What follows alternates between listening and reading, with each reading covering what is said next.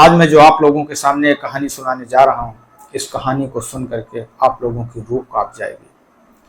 आप लोग सोचने पर मजबूर हो जाएंगे कि आखिरकार एक बाप, एक भाई इतना निर्दयी कैसे हो सकता है।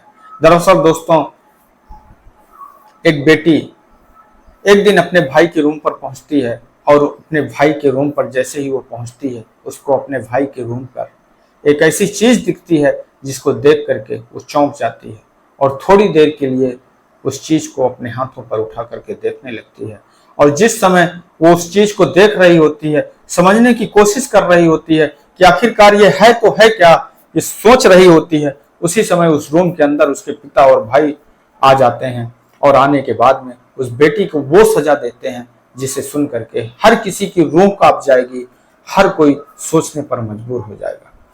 दोस्तों, इस कहानी में आगे क्या होता है, उस लड़की के साथ में क्या होता है, उस लड़की को क्या सजा मिलती है, ये सब जानने के लिए इस कहानी को लास्ट तक जरूर सुनें। मैं आपका दोस्त सागर पटेल, आप लोगों से बस एक छोटा सा रिक्वेस्ट है कि अगर आप लोग मेरे इस चैनल पर नए आए हैं तो मेरे इस चैनल को सब्सक्राइब कर बेल आइकन को दबाना ना भूलें।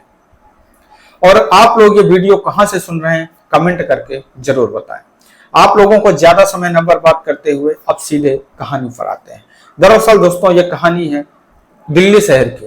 दिल्ली शहर में एक राजेश नाम के एक व्यक्ति का एक परिवार रहा करता है और उस परिवार में केवल उसके राजेश की पत्नी, राजेश का बेटा और उसको एक बेटी होती है। और एक दिन अचानक पुलिस को ये जानकारी मिलती है किसी के द्वारा।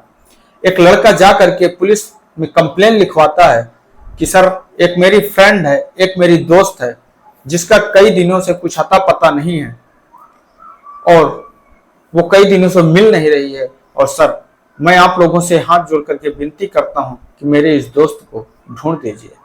पुलिस ये सोचने पर मजबूर हो जाती है कि आखिरकार कैसे हो सकता है कि किसी की लड़की खोई हो, किसी की बहन खोई हो, किसी की बेटी खोई हो, और वो लोग आज तक मिसिंग कंप्लेन नहीं लिखवाए। पुलिस उस लड़के की बात को सुन करके उस जिस घर की वो बेटी होती है, राजेश की बेटी होती है, राजेश के घर में पहुंच जाती है। और जैसे ही राजेश के घर में पहुंचती है, पुलिस को देख करके वो सारे लोग चौंक जाते हैं। और जिस समय वो लोग चौंक जाते हैं, पुलिस राजेश से एक सवाल करती है कि आपकी बेटी कहाँ है। तब वो कहते हैं कि सर मुझे नहीं मालूम है कि मेरी बेटी कहाँ है। तब पुलिस कहती है कि आपकी बेटी 8 दिन से गायब है, उसका कहीं कुछ पता नहीं है, फिर आप लोगों ने उसकी मिसिंग कंप्लेंट क्यों नहीं लिखवाई।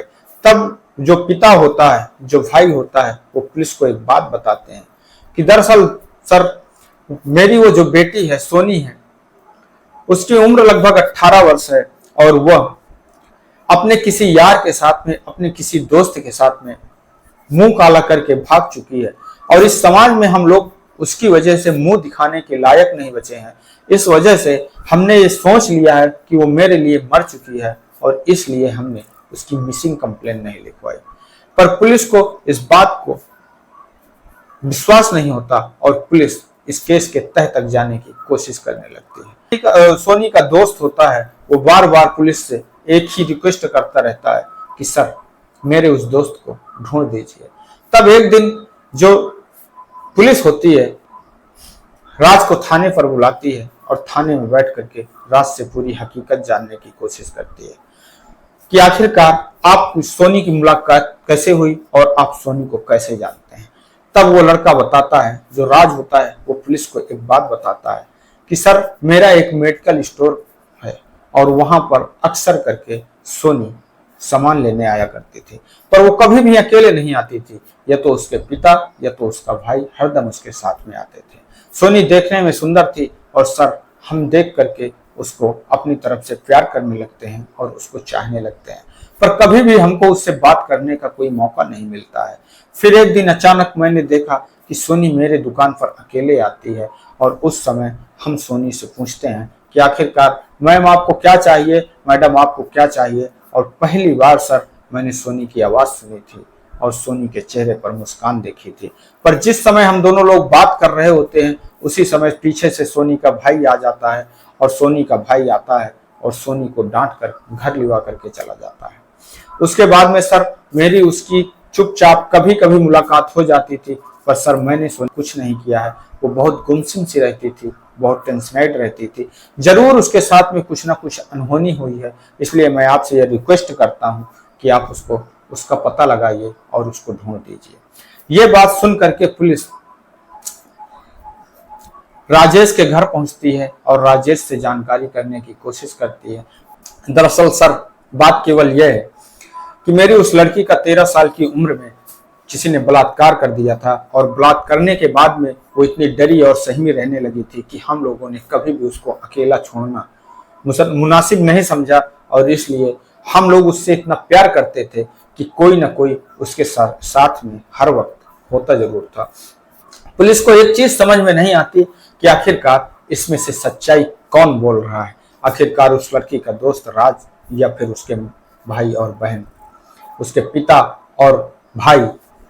पुलिस को यह समझ में नहीं आ रहा था, पर पुलिस एक दिन अचानक उसके माँ पर दबाव डालती है और माँ से जानकारी करने की कोशिश करती है कि आखिरकार सच्चाई क्या है। की माँ से पूछती है कि आखिरकार आप ये सच्चाई क्यों नहीं बताती, आप अपनी बेटी के साथ में, तुम्हारी बेटी के साथ में क्या हुआ है, ये सच्चाई आप हमको क्यों नहीं बताती। और कहने लगते हैं, पुलिस उसकी माँ से कहती है कि शायद आप ये सच्चाई अगर नहीं बताएंगी तो आपकी बेटी हमें जिंदा नहीं मिलेगी, उसकी मृत्यु हो चुकी होगी।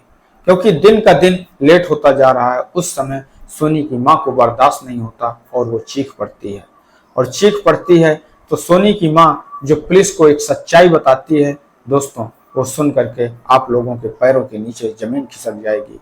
कोई भी ये सुन नहीं सकता है, कोई भी बर्दाश्त नहीं कर सकता है, कोई यकीन नहीं कर सकता है कि आखिरकार कैसे एक पिता, एक भाई अपनी बहन और अपनी बेटी के साथ में इतनी दरिंदगी कर सकता है। दोस्तों, सच्चाई ये थी कि एक दिन सोनी की माँ खाना बना रही होती है किचन में, और उस समय वो सोनी से कहती है कि जाइए अपने भैया को खाना खाने के लिए बुला लाइए। उस समय सोनी जब अपने भाई के रूम पर पहुंचती है, उस समय उसका भाई अपने रूम के अंदर जो बाथरूम बना होता है, उस बाथरूम में नहा रहा होता है, स्नान कर रहा होता है। उसके रूम पर कोई नहीं होता है। सोनी जाती है, उसके रूम पर एक परफ्यूम रखा होता है, और वो परफ्यूम उठाती है, परफ्यूम को अपने बदन पर डालती है, और उसके बाद सब उसी समय उसकी नजर एक ऐसी चीज पर पड़ती है जिसको उठा करके दोस्तों वो देखने लगती है। दरअसल दोस्तों, वो एक मैगजीन होती है। मैगजीन क्या होती है, उसमें सारे न्यूड फोटो होते हैं, ब्लू फिल्म के फोटो होते हैं। और सोनी जैसे ही सोनी को नहीं मालूम होता कि आखिरकार ये है क्या, और जैसे ही उस बुक को, उस मैगजीन को अपने हाथ में उठाती है और एक ही नजर उसको देखती है, उसी समय उसके पिता उस कमरे पर प्रवेश कर जाते हैं। और जैसे उस कमरे पर प्रवेश करते हैं, उसी समय उसका भाई भी बाथरूम से बाहर निकल आता है। और जब भाई ये देखता है कि अब हम फंसने वाले हैं, तो बोलता है कि देखिए पिताजी, ये मेरे रूम पर क्या लेकर के आई है, ये ऐसी ही हरकतें करती है, कई दिन से ये मेरे साथ में गंदे गंदे इशारे भी करती है। उस समय उसकी माँ भी चिल्लाती है, उसकी माँ भी अपने बेटे को डांटती है कि आखिरकार ये तू क्या बोल रहा है, तेरी बहन है, इतनी नीच हरकत कैसे कर सकता है तू। मगर फिर भी वो अपने पिता से कहता है कि पिताजी, आपको यकीन नहीं होगा, ये कई दिनों से मेरे साथ में गंदे इशारे करती है। उस पिता को कुछ समझ में नहीं आता है, वो पिता कुछ सोच नहीं पाता है, और उसी समय वो एक ऐसा दरिंदा बन जाता है जिसे सुन करके दोस्तों आप लोगों के पैरों के नीचे की जमीन खिसक जाएगी। दरअसल दोस्तों, वो पिता उसी समय उस बेटी को सारे कपड़े उतार देता है, उसके कपड़े फाड़ देता है, और सारे उसकी माँ को और रूम से बाहर कर देता है। और रूम से बाहर करने के बाद में अपने जिस्म के एक एक कपड़े उतार करके उस बेटी से बोलता है कि अगर तुझे यही चाहिए तो मैं तुझे यही दूंगा। और वो बेटी अपने पिता के सामने हाथ जोड़ रही होती है, उसके पैर पकड़ रही होती है, गिड़गिड़ा रही होती है कि पिताजी, मेरी इसमें कोई गलती नहीं है, मैंने ऐसा कोई काम नहीं किया है। पर वो बेटी अगर उस पिता को विश्वास दिलाती तो कैसे दिलाती, और वो दरिंदा पिता अपनी बेटी की एक भी बात को नहीं सुनता और उसके जिस्म को नोचने लगता है, उसके जिस्म को तार तार कर देता है। और जब वह बेटी उग चुकी होती है, ये कहानी एक दिन नहीं, 2 दिन नहीं, पूरे 5 साल तक चलती रहती है। 13 साल से लेकर के उस बेटी की उम्र 18 वर्ष हो जाती है, और ये उसके साथ में हर दिन होता रहता था। कभी पिता तो कभी भाई, कभी पिता तो कभी भाई उसके साथ में बारी बारी से संबंध बनाते रहते थे। उसकी माँ अपने ही घर में अपनी ही बेटी की इज्जत को लूटते हुए, उसको रोते हुए, उसको गिड़गिड़ाते हुए हर समय देखती रहती थी। और उसके पिता और उसके भाई उसकी उस सोनी के ऊपर इसलिए हर समय नजर बना के रखते थे कि कहीं ये बाहर जा करके ये सच्चाई किसी और को ना बता दे। इसलिए जब भी उसे मार्केट जाना होता था, जब भी उसे अपनी चीजें लेना होता था, तो ये तो पिता और ये तो भाई उसके साथ में कोई ना कोई बाहर जरूर जाता था। एक दिन उसकी माँ अपने बहन के यहाँ गई हुई होती है, जिसकी तबीयत खराब होती है। इस वजह से उसकी माँ अपनी बहन के यहाँ गई हुई होती है। उस दिन जब फिर उसका पिता सोनी के साथ में शारीरिक संबंध बनाने की कोशिश कर रहा होता है, उस दिन वो लड़की अपने पिता से बोलती है कि पापा अब बहुत हो गया, अब मैं नहीं बर्दाश्त कर सकती हूँ, और अपने पिता से संबंध बनाने का विरोध करने लगती है।